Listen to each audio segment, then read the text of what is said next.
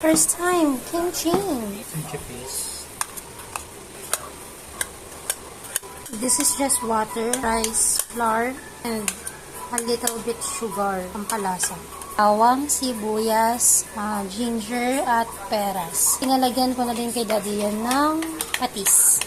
Tapos blender lang, sama-sama. At may nananahimik sa gilid. I bought this online. This is gochugaru. Okay, gochugaru. Tsahan na lang daw, sabi ni sir. Oh. Ang ganda. I think that's enough for now.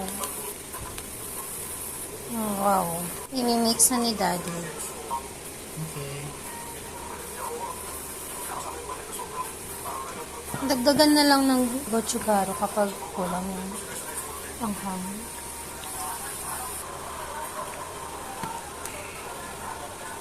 Lagay na natin yung hiniwa kong onion at saka leeks.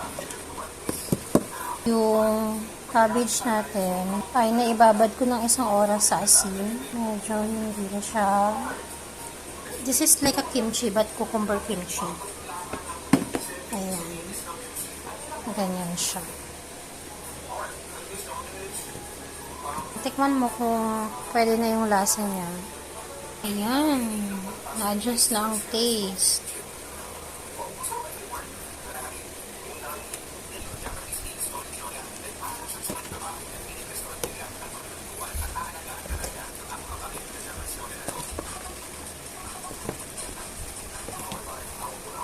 Dapat pala bumili tayo ng kitchen tools. No?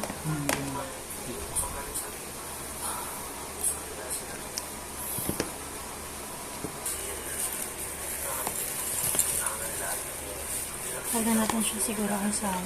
Ito masyado siyang malaki.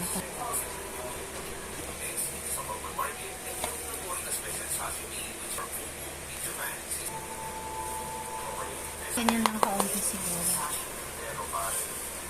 Okay na yun. Kaya ito ang guide.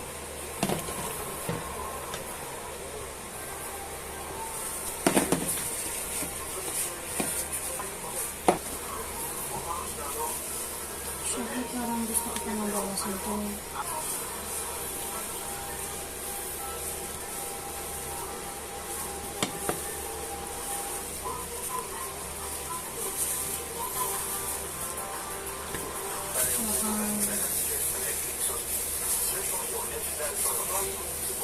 Hindi ba? Mas okay siya sa pinakamay. Sesame oil, sesame seed. Sesame oil. Gusto ko tayong sesame seed para mabili. Tapos, sesame oil.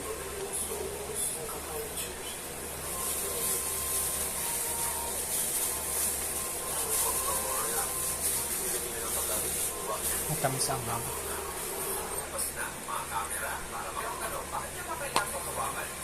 Trying kimchi for the first time.